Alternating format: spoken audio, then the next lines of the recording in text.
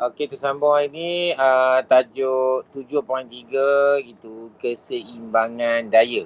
Okey, ni tajuk tingkatan 5 bab 1. Jadi cikgu adakan kelas ni kelas online. Jadi kelas yang berikutnya cikgu buat kelas bersemuka lah, tajuk 8. Jadi tajuk ni cikgu buat cara online lah.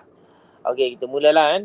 Bila kita teringat pada tajuk keseimbangan daya, maksudnya apa maksud keseimbangan daya ni sebenarnya? Siapa jawab? Keseimbangan daya ni maksud apa? Apa daya yang seimbang ni?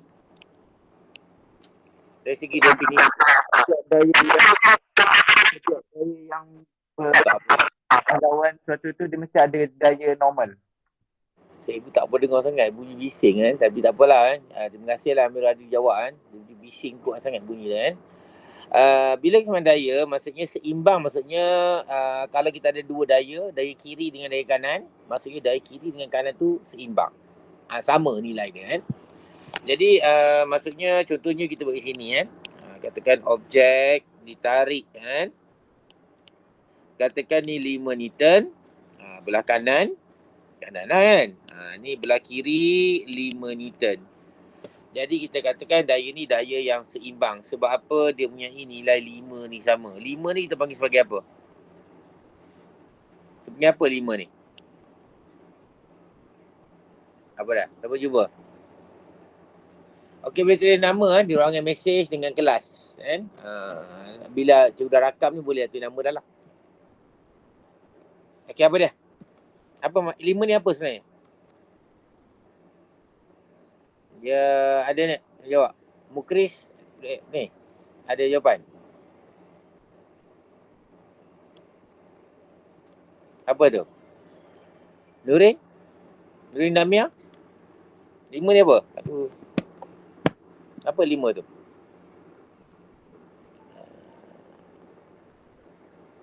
Tak apalah, kamu senyap je kan. 5 ni adalah magnitude. Magnitude kan. Magnitude ataupun nilai. Jadi kita kata keseimbangan daya berlaku dua daya yang sama. Daya yang sama dari segi magnitude tetapi arah yang berlainan. Betul tak? Arah yang berlainan. Sini ke kanan.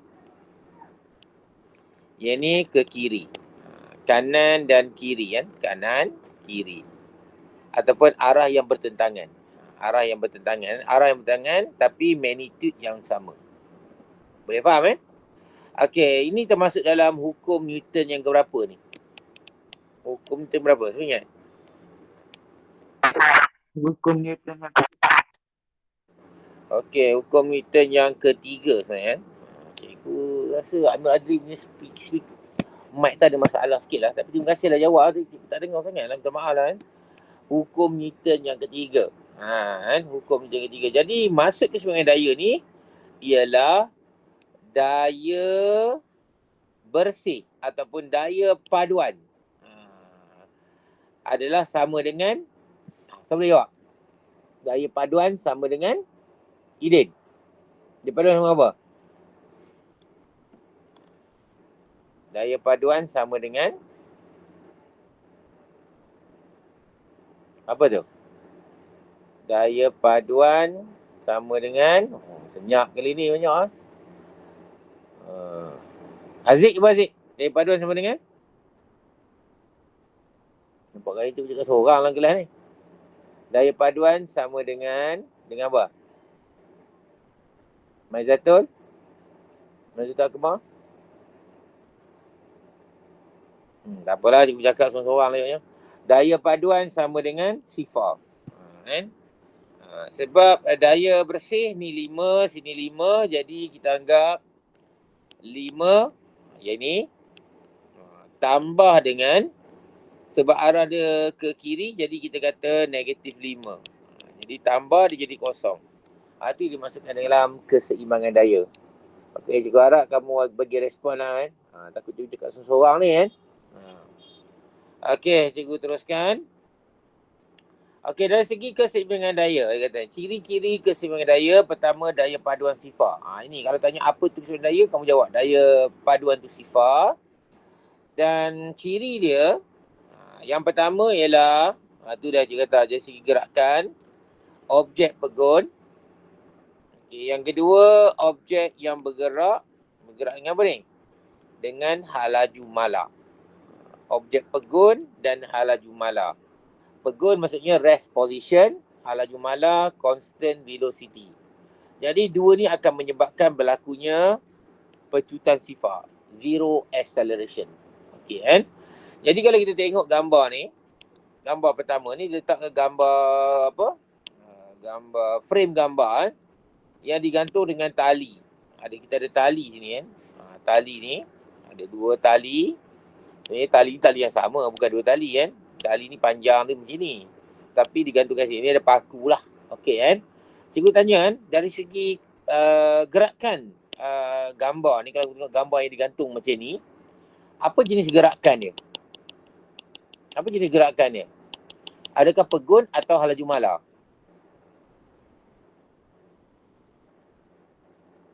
Oh, diam sungguh hari ni. Cepat. Pegun, halaju mala. Apa? Pegun ke halaju mala?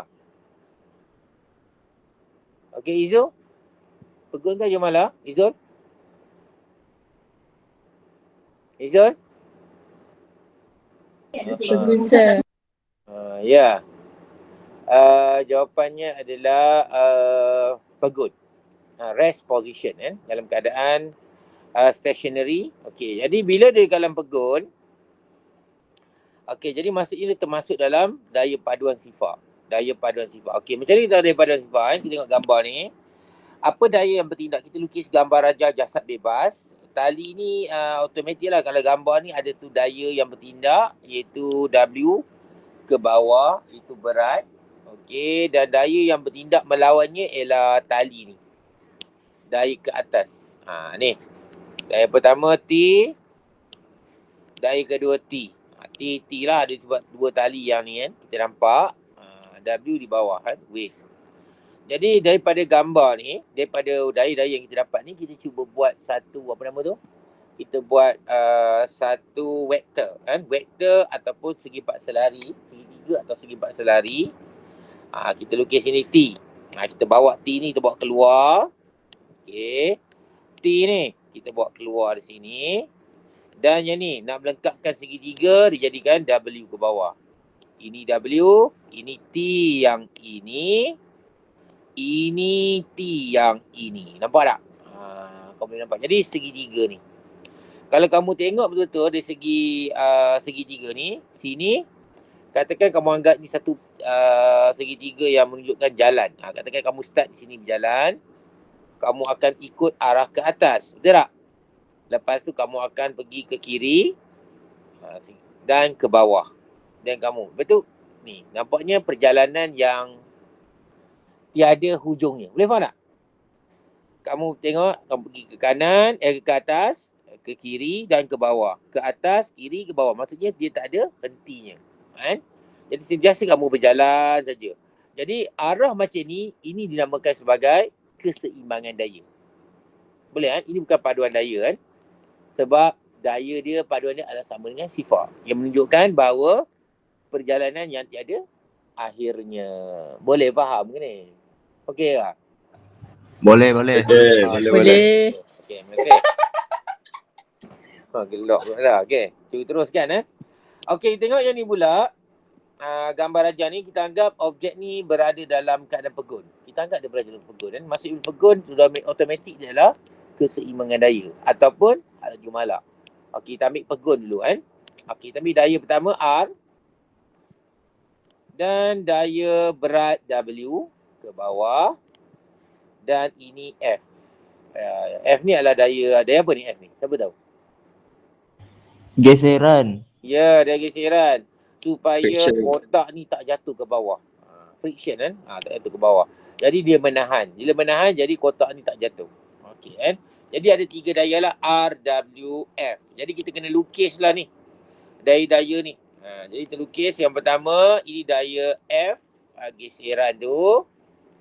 Lepas tu kita lukis R ni kita lukis. Dan seterusnya kita lukis ke bawah, iaitu W. Jadi bentuk segitiga ni. Nampak kan? Jadi segitiga dibentuk dan kita tengok lah. Adakah perjalanan tiada akhirnya?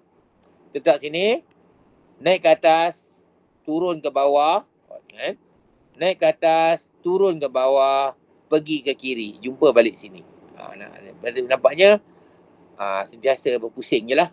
Itu kita panggil sebagai keseimbangan daya. Kalau kamu nak faham dari segi kuantiti vektor kan. Vektor dan segitiga ni. Okey dah kan. Itu yang pertama. Tengok yang kedua lah. Yang kedua punya ni. Kita tengok pula yang ni. Iaitu kapal bergerak dengan halaju seragam. Kapal bergerak juga. Tapi dikata dengan halaju seragam. Jadi ada satu perkataan yang di sini menyebabkan ada ciri-ciri keseimbangan daya. Apa dia perkataan dia? Seragam. Laju seragam. Halaju seragam. Ingat dua benda ni yang penting kan. Halaju seragam dengan pegun. Jadi sebab ada perkataan halaju seragam ni, kita kata dia berada dalam keseimbangan daya. Jadi kita tengok ini R, ini T. Ada dua T lah. T, ada dua. Lepas ada sudut. Apa yang kamu tengok sudut ni kan. Ni adalah T yang ni lah. Ke atas ni lah. Lepas tu ini T yang ke bawah ni. Ini kan. Ini. Dan R kita gantikan. R ke kanan. R ke kanan. Jadi bentuk segitiga. Nampak? Bentuk segitiga. Inilah juga. Sama juga kita kata. Dia punya perjalanan yang tiada akhirnya. Ini R. T. T. Ini perjalanan yang tiada akhirnya. Start sini. Pergi kanan. Ke atas. Ke bawah. Kanan. Ke atas. Ke bawah. Dia akan pusing-pusing. Jadi ini adalah keseimbangan daya. Itu cara nak kenalkan keseimbangan daya tu kan. Okey, kita pergi pada penggunaan kaedah leraian daya kan dalam menyelesaikan soalan. Kita tengok kan, kita tengok satu soalan kat sini kan. Soalannya ini. Contoh soalan ni. Okey, harap kamu faham lah tengok sini. Yang soalan ni begini, dia kata Raja menunjukkan sebuah lampu yang digantung dengan dua utas tali. Ini tali yang pertama. Ini tali yang kedua. Ada dua utas tali. Tegangan tali T ialah 8 Newton. Dia bagi set lah 8 Newton. Dan tali itu mencondong pada sudut 60 darjah. Ya, 60 darjah betul. Seperti tunjukkanlah rajah. Memanglah rajah ni. Soalannya. Kan? Jadi ada perkataan dekat sini kalau kamu tengok. Dia kata yang digantung. Yang digantung ni maksudnya objek tu berada dalam keadaan pegun. Faham? Tergantung. Hang. Tergantung. Faham Jadi bila kita tengok je gambar ni, kita cuba buat gambar rajah jasad bebas. Ini T, ini P, ini W. Okey, jadi macam mana kita nak buat soalan ni? Kita lukis paksi X dan Y. Paksi X dan paksi Y. Cara nak selesaikan soalan ni. Dan kita anggap pusat ni adalah di mana daya dia mesti keluar. Outwards. Keluar. Jadi kalau kamu tengok sini, penyelesaian dia. Pertama, kaedah leraian daya yang kita gunakan. Iaitu pertama daya ni. Iaitu T. Iaitu 8 Newton. Mesti daya keluar daripada asalan ni. Kalau kita kata apa? Paksi X dengan Y kan. Ini asalan ni. Dia keluar daripada asalan T. Jadi sudut kita letakkan sudut. Okey. Dan 8 Newton. Ni daya dia lah. 8 Newton dengan 60 darjah. Okey. Tengok daya lain pula. Daya P. Ni P. Daya P. Dan ada daya W. Daya W. Okey. Boleh kan? Okey, sebab dia berada dalam keseimbangan, dia mesti mematuhi dua syarat. Daya atas sama dengan daya bawah. Daya kiri sama dengan daya kanan. Ingat kan? Daya atas sama dengan daya bawah. Daya kiri sama. Kenapa dia mematuhi keseimbangan? Sebab dia kata yang digantung. Itu pegun. Kita anggap pegun kan? Digantung tu pegun. Jadi pertama sekali kita akan buat daya pada komponen X. Itu komponen mendata. Buat Y pun boleh dululah. Tapi cikgu rasa buat X dululah. Senang kan. So apa kita buat X? Kita tahu nilai 60 dengan 8. Jadi kita tahu dua nilai ni. Jadi kita boleh dapat nilai P. Kita kata daya kiri sama dengan daya kanan. Daya ini apabila kita pindahkan pindahkan 8 Newton pada paksi X. Okey, kita pindahkan daya 8 Newton pada paksi X. Cikgu nak tanya, sin ke cos? Kos. Ya, cos. Kos. Cikgu ada ajar itu, cos bermaksud close. Close the angle. Boleh faham?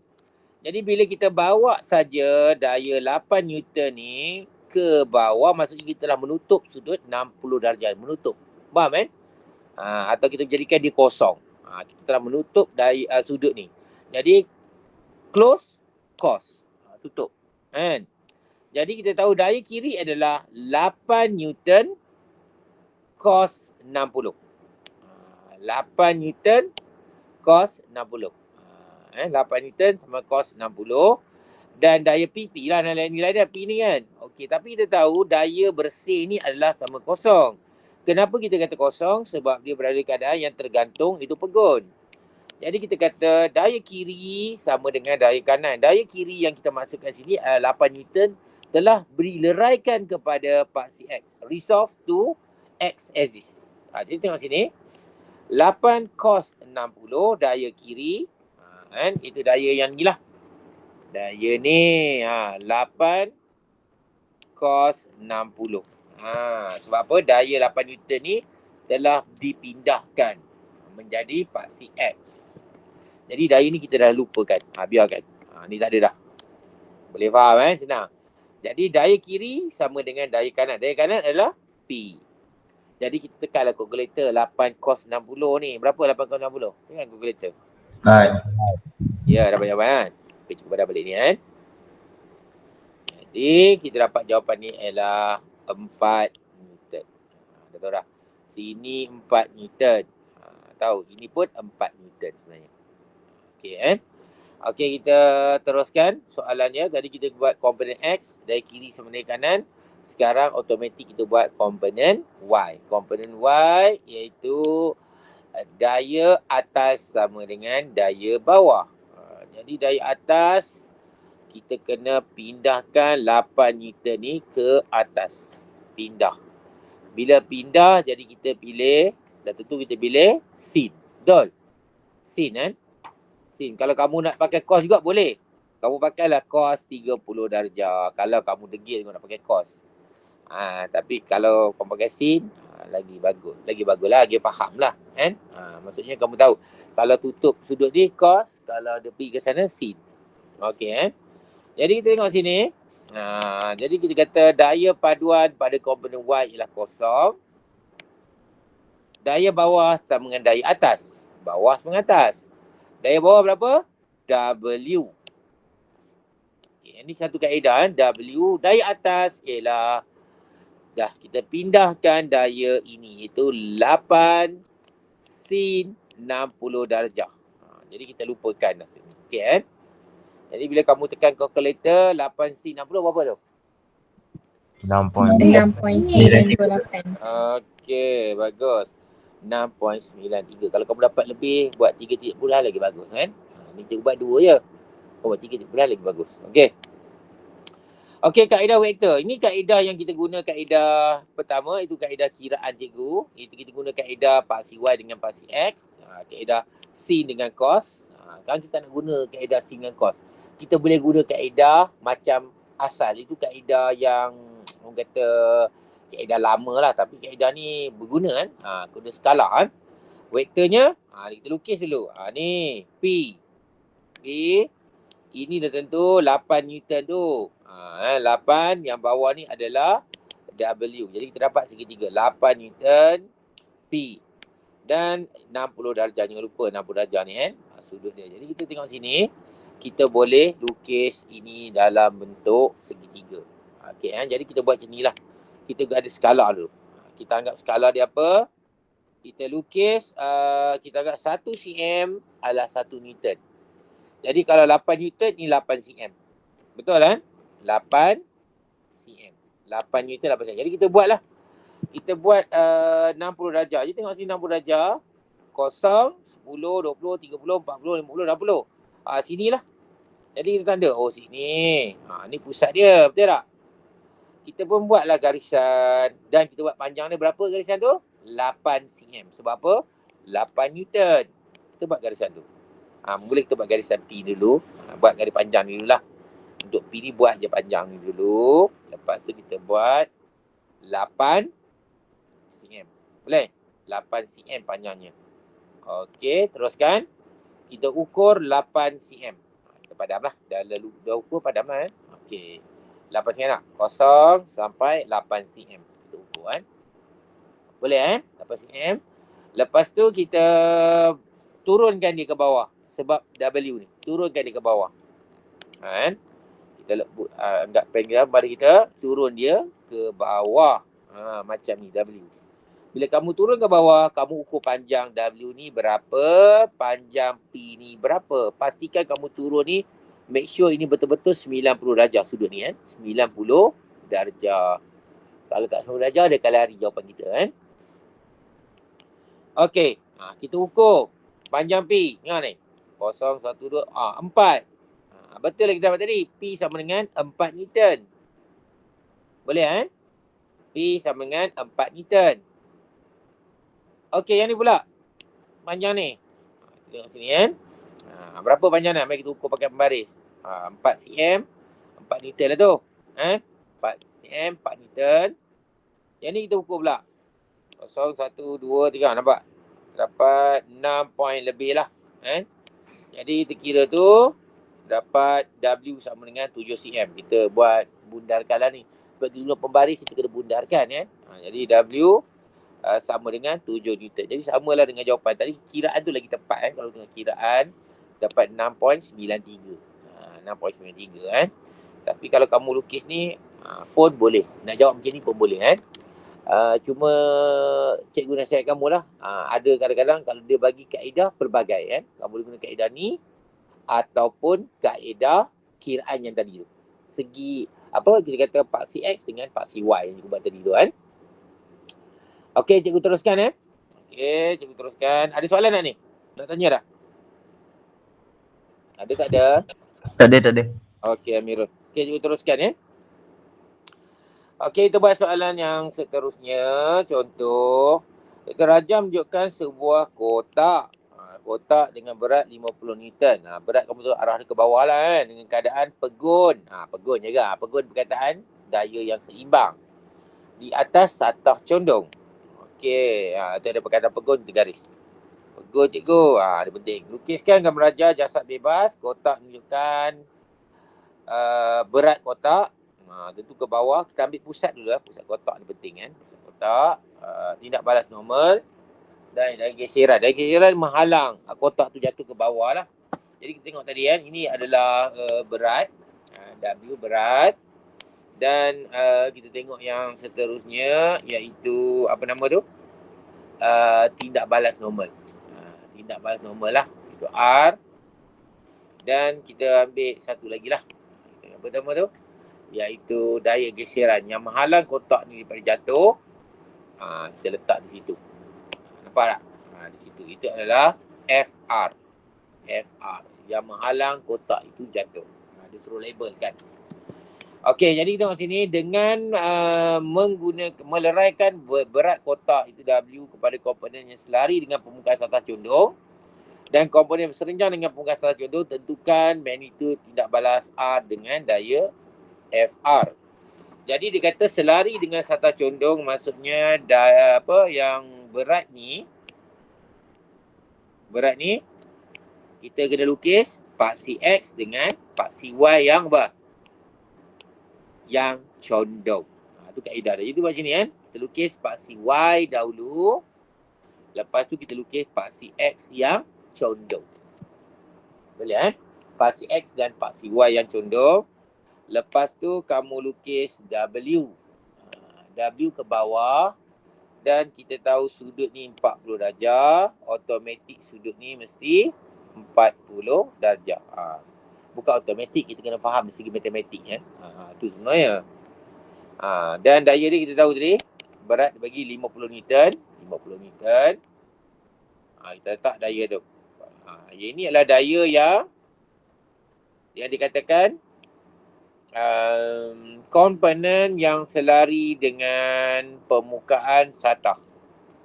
Ni. Ni daya yang selari. Maksudnya dia menentang arah daya apa? Daya geseran. Betul, daya geseran ni. Kamu tengok daya geseran ni. Arah dia berlawanan dengan arah geseran tu dah. Okey kan. Yang berikutnya kita panggil dia ialah 50 sin sin 40. Faham tak kenapa sin? Sebab daya 50 Newton ni telah dipindahkan ke sini. Sedangkan sudutnya dekat sini. Faham ke? Ya, jadi sin. Kita pindah jadi 50 sin 40. Okey, jadi satu. Tengok 50 sin 40. Dan daya ini pula. Satu padam ni 40 Newton. Agaknya daya ni apa pula kita kata? Daya ni apa kita kata? Cos. Ya, 50 cos 40. Kita buat begitu kan. Iaitu 50 cos 40. Ni. Ni daya tu kan. Senang kan. Sini cos tutup close 40 darjah. Ini sin. Kita dapat ini. Ini katakan daya yang selari dengan permukaan. Dan 50 cos 40 adalah komponen yang serenjang dengan permukaan satah. Boleh kan? Itu yang dikatakan. Selari yang ini. Serenjang yang ini. Boleh faham tak? Boleh kan?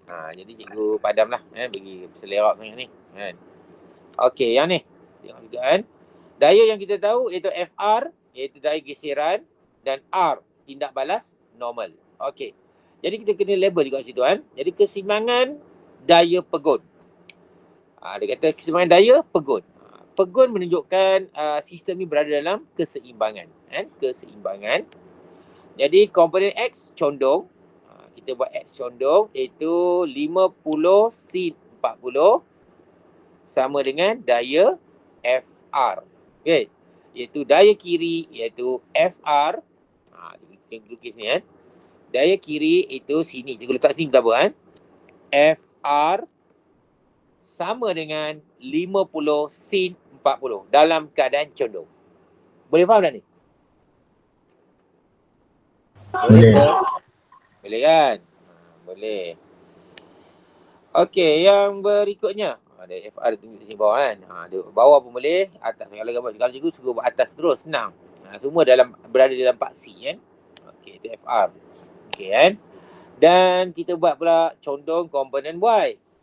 Komponen Y ni. Tekan kalkulator dapat 32.14. Lupa nak minta jawapan kat kamu 32.14. Okey, komponen Y yang condong. Daya atas sama dengan daya bawah. Daya atas dah tentu ini adalah R. R ni Ini adalah R. R. Daya bawah 50 cos 40. Jadi kita buat juga R sama dengan 50 cos 40. Okey, tekan kalkulator berapa? 38.30. Okey, bagus. Okey kan. Jadi kita dapat 38.30 Newton. Bagus, tepat kan. Okey. Itu adalah R yang bawah tu itulah. R dengan senang kan. Okey. Dengan melukis segitiga berskala, tentukan magnitud tidak balas normal R dan daya FR. Jadi kita buatlah nak cari nilai R dengan FR ni kan.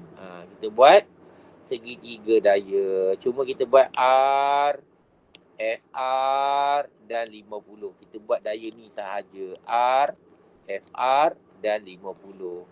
Jadi kita buat pertama, vektor dia ialah yang ni. Ini adalah FR.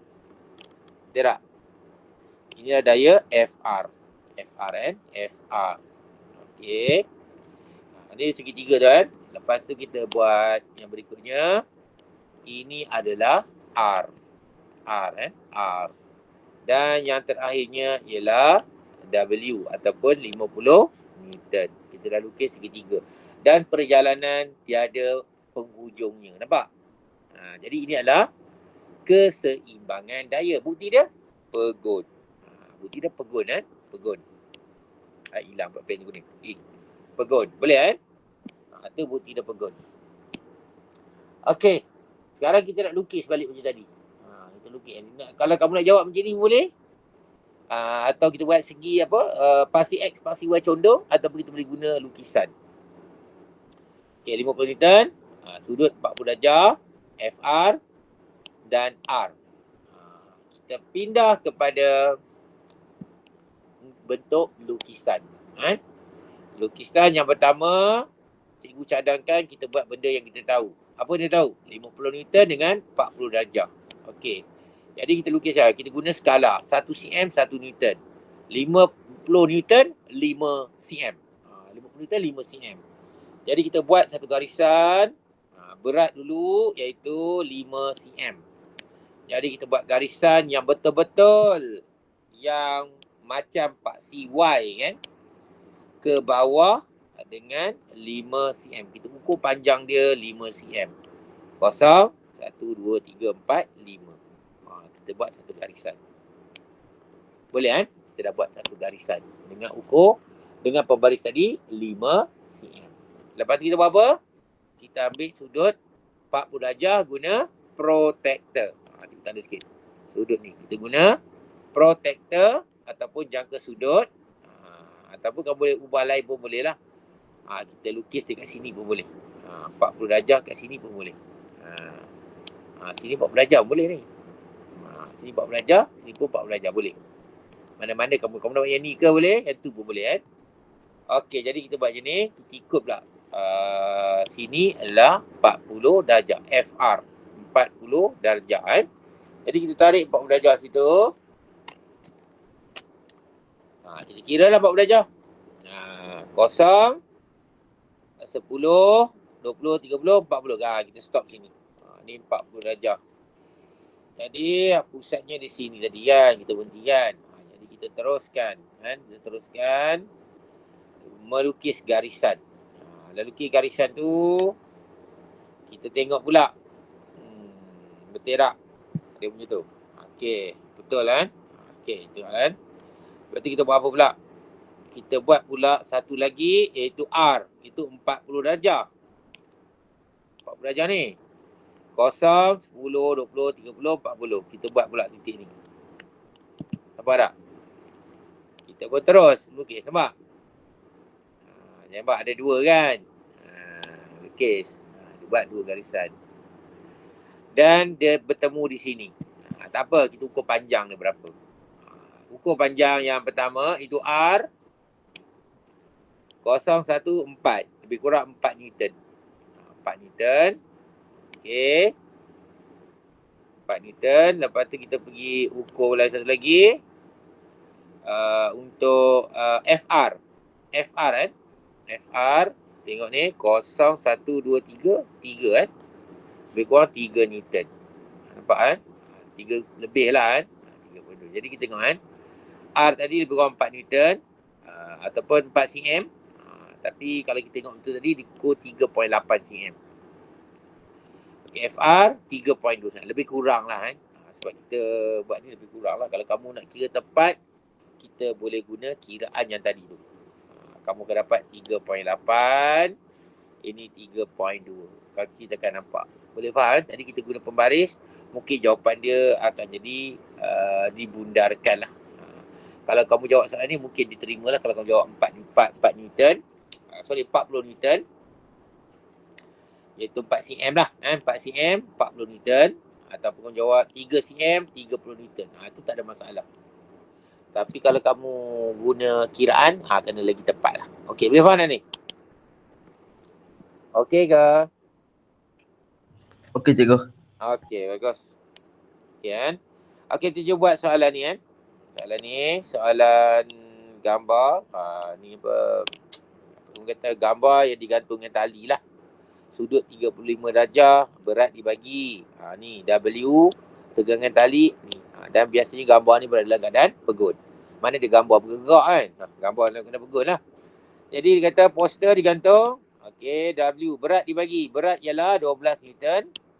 Lukis segitiga, daya berat poster dengan tali. Jadi lukislah bentuk segitiga tu. Senang je kan. T ni, T ke atas, T ke kanan, atas kanan. Ini atas ke kiri. Ni kan. Kita tengok macam tu kan. Ini ke bawah. Jadi lukis yang pertama kan. Lukis senang je kan. Tu T, W. Kita pindah. Ini adalah T ke kiri. Ni, T ni. Okey, kita buat betul-betul untuk nak buat sudut. Sudut itu 35 darjah. Okey. Lepas tu kita buat T ke kanan pula. Kita buat juga sudut tu kan. Nak pastikan sudut tu betul-betul 35 darjah. Nanti aku tersilap. Ini 35 darjah. Ini 35 darjah. Nampak? Kau boleh nampak kan. Dan kita buat seterusnya berat ataupun ke bawah. Daya ke bawah. W. Daya ke bawah itu berat. Tengok sini. Tak apalah itu cikgu bincang nanti lah kan. Tu dia. Itu W. Dari segi matematik kamu boleh tahulah. Bila sudut sini 35, sudut ni pun 35, dia betul Z kan. 35, jadi 35, 70. Jadi kamu tahu sudut ni 55 dengan 55. Jadi kamu boleh tahu. Boleh faham kan? Dan kita tengok kan, adakah daya simbangan daya? Ya. Perjalanan yang tiada akhirnya. Kita naik ke atas, turun ke bawah, naik ke atas, turun ke bawah, masih lagi macam tu kan. Okey, kita tengok T dan W. Dia kata hitungkan nilai T. Cari nilai T, kita boleh tengok dekat sini. Banyak kaedah kita boleh guna. Kita boleh guna petua segitiga pun boleh. Itu petua sin, petua cos. Ataupun kita boleh guna kaedah lukisan skala pun boleh. Macam tu kan. Jadi dengan menggunakan hukum sinus. Kita guna hukum sinus dulu kan. Hukum sinus. Kita dapati sudut yang kita guna ialah sudut ni. 55. Depan sudut 55 ni apa? Kita agak di mata nampak dekat T. Mata nampak T. Jadi T sin 55. Boleh kan? Faham? Mata sudut 55 ni mata nampak garis T ni. Jadi T sin 55. Sama dengan 12. Ni bagi dah berat ni 12. 12 ni mata mana? Mata dia ni. Betul tak? Mata ni nampak garis 12 ni. Jadi sudut ni adalah 70. Lepas tu sin 70, ini 12. Ini formula hukum sinus. Faham tak ni? Faham. Faham. Ini dalam ambil tambahan ada kan. Jadi kamu jadikanlah T sebagai tajuk rumus kan. Tu je. Kalau kita lukis bagi kamu faham, kita lukis sikit macam ni lah kan. Ada setengah ada pening sangat apa tu cakap ni. Kita buat. Ni 55. Ini T. Ini 70. Ini W. Nampak? Jadi kamu tengoklah, kamu boleh gunalah hukum sinus ni. Jadi apa jawapan T besar tu? Kita guna, kita kira apa jawapan? 10.46. Ya, bagus. Jadi kita gantikan, tekan calculator. Okey, T. Kita pindahkan sin tekan betul lah. Okey, dan kita dapat 10.46. Ini jawapannya. Ini cara kira dah kan. Kita guna hukum sinus ataupun petua sinus. Okey, kita boleh guna satu lagi kaedah iaitu menggunakan cosinus. Cosinus kita boleh guna juga. Tapi dia agak susah sikit lah cikgu rasa banding dengan sinus kan. Kalau cosinus, dia panjang sikit lah. Pertama kita guna formula ni W kuasa 2 sama dengan T kuasa 2 tambah T kuasa 2 tolak 2TT cos 70 darjah. Kan? Macam teorem Pythagoras lah kan. Tapi teorem Pythagoras cos ni cos 90 darjah. Bila cos 90 darjah ni semua terbatal. Jadi buatkan balik teorem Pythagoras. Tapi dengan petua cosinus ni kita tengoklah nilai dia. Banyak sikit nak gantinya kan. W kita tahulah 12 tadi kan. W 12, T kita nak cari. Nak cari kan guna kaedah hukum sinus ni. Cos kita tahu. Jadi jadikan T sebagai tajuk rumus. Tengok. 12 kuasa 2, T kuasa 2, T kuasa 2. Darab-darab kuning kan. 1/4 T kuasa 2, kita faktorkan ni. faktorkan. Faktorkan T kuasa 2 jadi 1 tambah 1 tolak 2 cos 70 darjah. Jadi macam ni. Faham ke ni?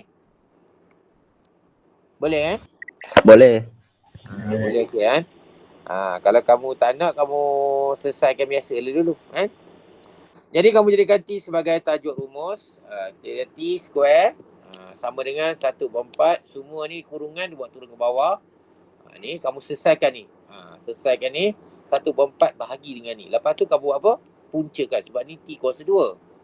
Jadi kamu dapat jawapan 10.46 juga. Sama dengan ni. Tapi cikgu rasa jalan ni lagi panjang. Takut tersilap.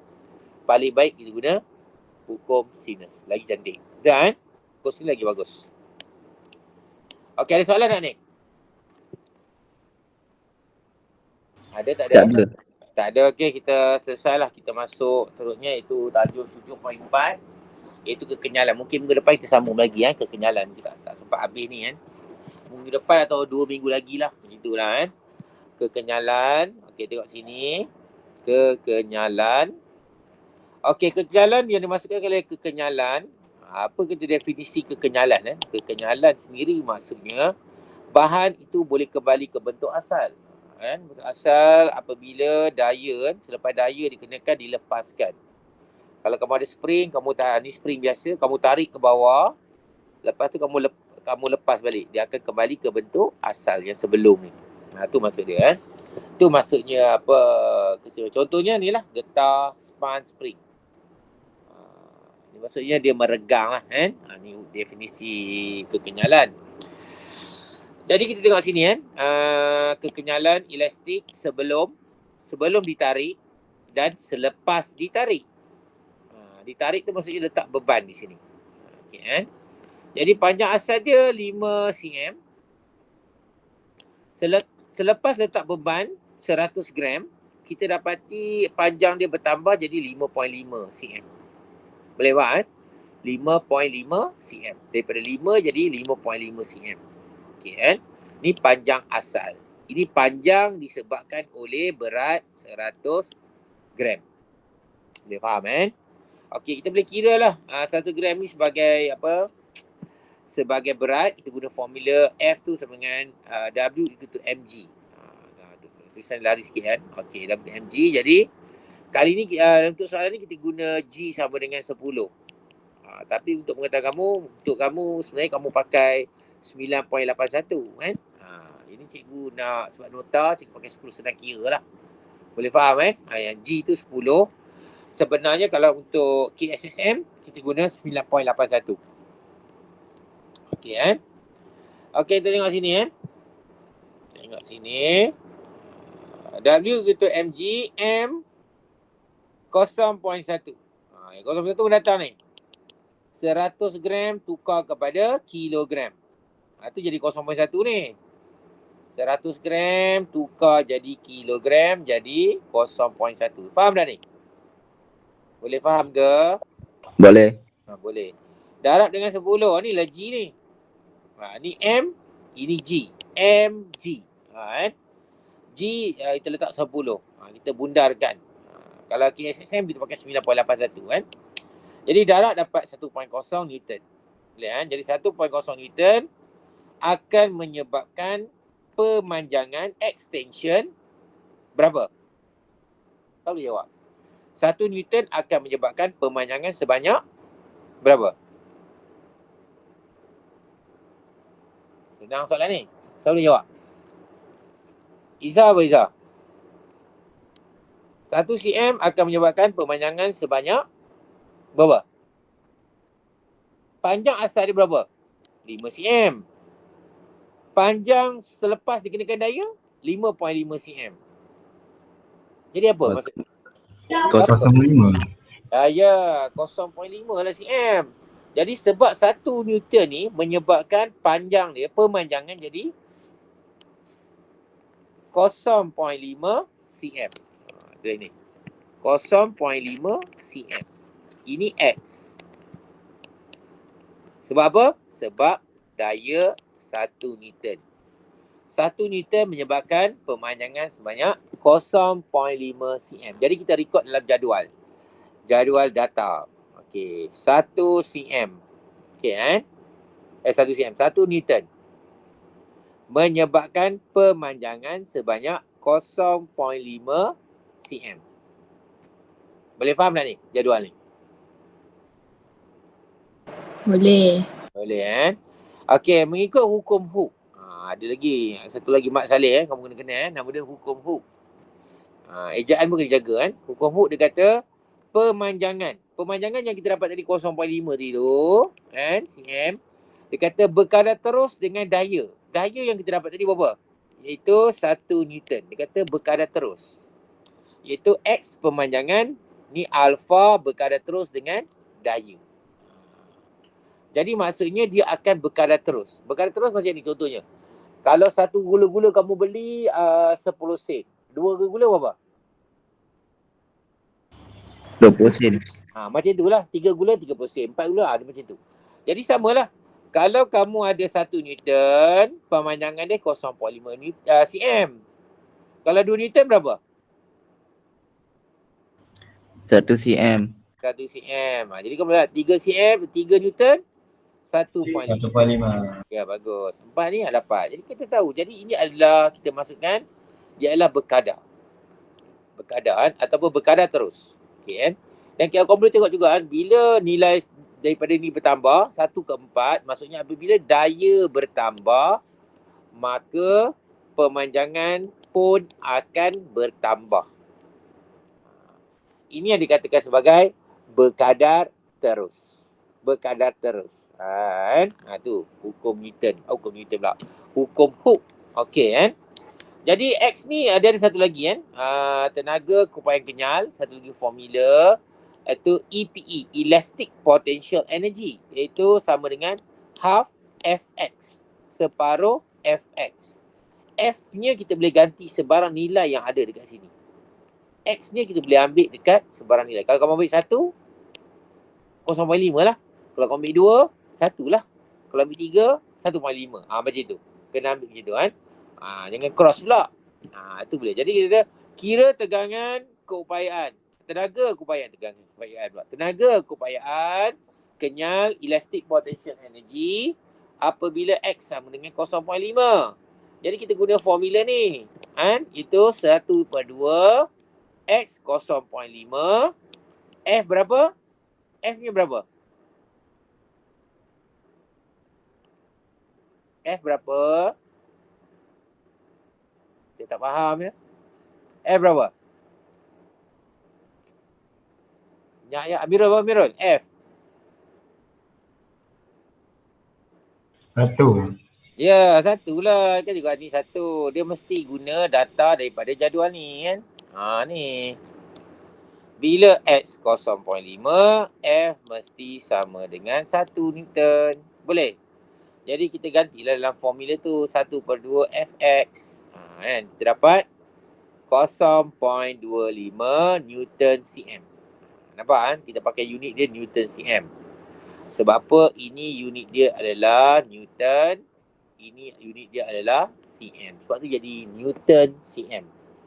Sebenarnya ni unit bukan unit standard Unit standard mesti Newton meter. Tu sebenarnya. Newton meter. Tapi sebab kita nak jawab juga, boleh diterima dengan unit yang betul. Ni unit yang betul tapi bukan unit SI. Standard International Unit.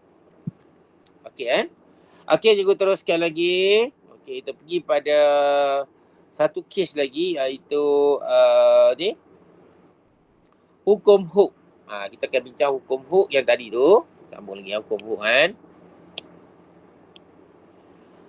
Okey, hukum Hooke. Rumus ni kita tahu Hukum Hooke dia ada rumus juga. Tadi elastic potential energy kita kata setengah Fx.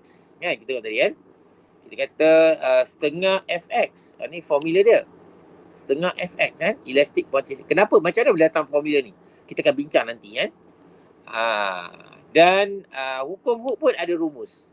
Dan rumusnya ialah F sama dengan Kx. F sama dengan Kx. Dan formula tadi apa? elastic potential energy half Fx. Boleh kan? And half Fx. Jadi F sama dengan Kx. Kalau kamu tengok F yang Kx ni, kita boleh ganti dalam F ni. Betul tak? Jadi kita akan dapat, sambung lagi. Elastic potential energy sama dengan setengah F tu ialah Kx. Kx. Sebab dia F. Betul tak? Dan X. Sebab F tu sendiri adalah Kx. Jadi kita akan dapat 1/2 Kx kuasa 2. Faham ke ni? Faham. Faham lah. Itu formula dia kan. Tu dia. Jadi kita tak kisahlah ni. Ni cikgu cerita saja cukup panjang sikit. Sebenarnya cerita dia hanya simple je. Dia kata hubungan X berkadar terus dengan daya yang dikenakan sebelum had kenyal. Maksudnya kan, X ni dengan F ni adalah berkadar terus. X dengan F ni berkadar terus. Cikgu ada ajar kamu kan macam mana nak kenal kan.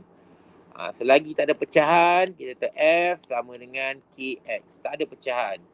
Jadi kita letakkan di sebelah kiri laki, di sebelah kanan perempuan. Dia tanya hubungan di antara X dengan F. Jadi ni perempuan, ini laki, boleh kahwin. Boleh kahwin maksudnya berkadar terus. Berkadar terus. X berkadar terus dengan daya. X berkadar terus dengan F. Okey. Jadi bila kita lukis graf, ada beberapa graf lah. Jadi graf yang kita lukis, inilah. Graf ni graf ada hukum Hooke kan. Iaitu hukum F dengan X. Fx. Hukum Hooke. Hukum Hooke ni pelik sikit. Kenapa pelik? Sebab sepatutnya pun boleh ubah manipulasi pada paksi X. Tapi dia terbalik. Pun boleh ubah manipulasi pada paksi Y. Ni hukum Hooke kan. Dia buat F melawan X. Graf dia macam ni. Maksudnya ni berkadar terus. F berkadar terus dengan X. Dan kita dapati di dalam bentuk garis lurus. Garis lurus, apa maksud garis lurus sebenarnya? Dalam graf. Apa maksud garis lurus dalam graf? Selalu jawab. Kecerunan. Kenapa? Kecerunan. Kecerunan malar. Okey kan? Kecerunan malar. Boleh kan? Kecerunan malar. Dan apa tu kecerunan dalam graf ni? Kita tengok unit kecerunan. Unit kecerunan ialah unit pada paksi Y bahagi unit pada paksi X. Sebab kita tahulah kecerunan apa? Kecerunan sama dengan Y2 tolak Y1 kan? X2 tolak X1. Jadi maksudnya kalau nak cari unit, kita bagi unit Y per unit X. Itu. Jadi unit Y apa? Apa tu unit Y? Padam sikit je lah. Apa dia? Apa F. unit? Bukan lah. F bukan unit kan. F ni adalah kuanti fizik. Unit di belakangnya. Itu N. Boleh? Newton. Boleh kan? Tu unit. Unit X apa? M. M. M. Bagus. Kita akan dapat Newton meter negatif 1. Kalau kamu ingat Newton meter negatif 1 ni, baru tadi kita kira.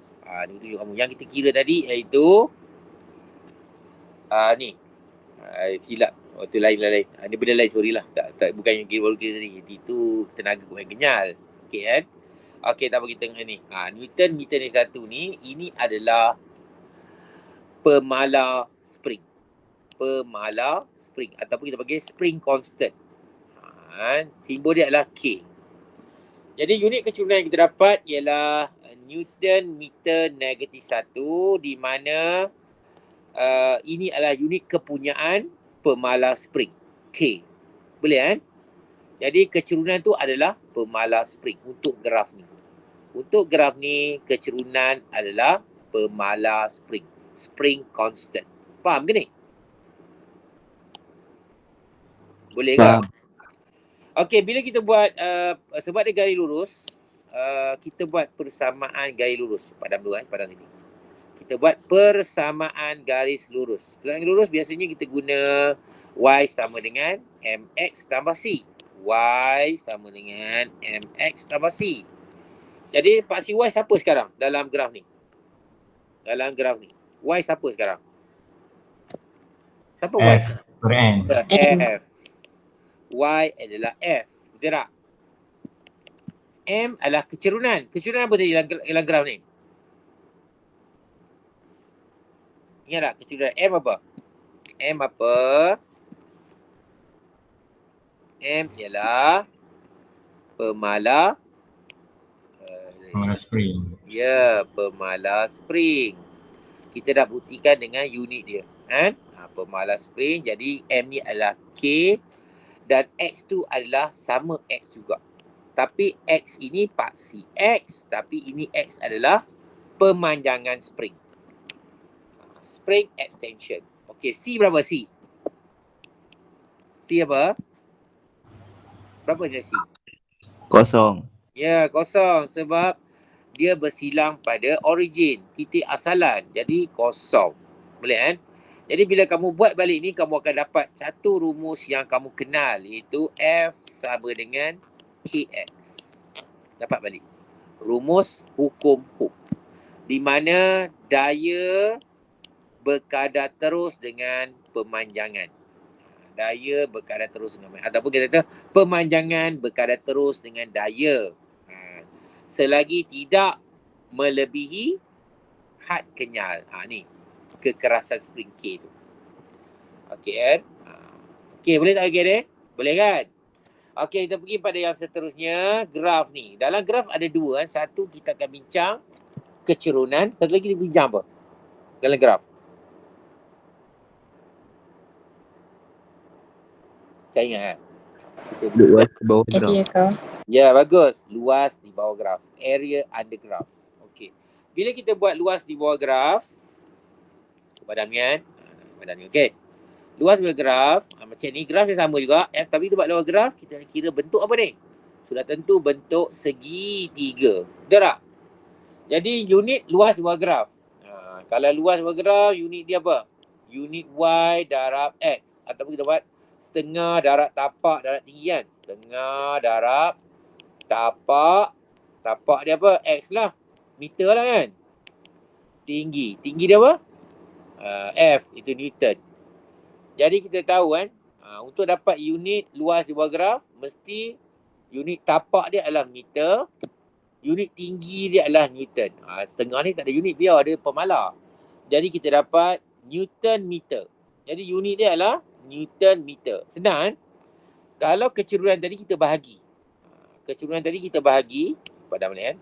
Kalau kecerunan tadi kita bahagi unit Y bahagi unit X. Tapi untuk yang berikutnya kita kena darab. Kan? Kita kena darab unit Y dengan unit X. Nampak tak?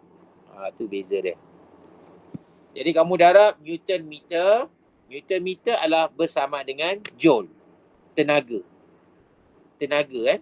Energy. Energy. Sebab nama dia ada joule ataupun Newton meter.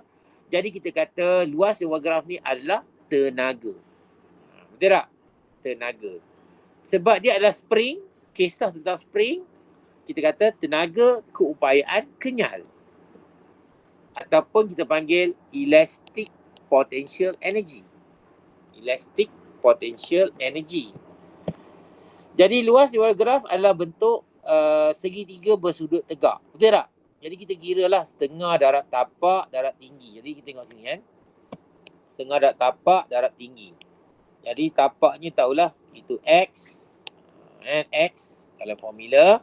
Tingginya adalah F. Jadi kita letak, kita akan dapat setengah Fx. Sebab tu kita guna formula tenaga keupayaan kenyal. Elastic potential energy ialah setengah Fx. Tu cikgu dah jelaskan macam mana dapat formula yang tadi tu. Iaitu elastic potential energy sama dengan setengah Fx. Macam ni dapat ni. Tu. Cikgu jelaskan kenapa dapat formula ni. Okey, boleh kan? Jadi kita tahu kalau graf Fx ni apa?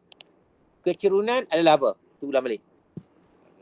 Okey, ni graf dia Fx. Jadi kecurunannya apa? Kecurunannya apa? Spring constant. Spring constant. K. Betul. Luas di bawah graf? Elastic potential energy. Ya, elastic potential energy. Tenaga keupayaan kenyal. Itu sebenarnya. Okey, boleh buat tak? Boleh faham? Boleh. Boleh. Tak apalah, cikgu ingat kita setakat ni je lah nak bincang. Yang lain ni agak panjang lagi juga rasa kan. Kita ada buat exact spring, selari, siri semua kan. Jadi kita kena buat lagi kelas lah. Kita buat kelas lagi supaya kamu lebih faham. Kamu boleh tanyalah. Kamu kena ni nama semua tulis dalam ruang mesej. Dah tulis dah? Dah. Dah, okey. Kalau dah, cikgu ingat setakat ni je lah kelas cikgu kan. Cikgu ucapkan ni lah. Selamat berbuka puasa lah kan. Dekat berbuka puasa dah ni. Okey, sekian saja cikgu. Assalamualaikum warahmatullahi wabarakatuh. Bye-bye. Thank you. Terima kasih. Okey.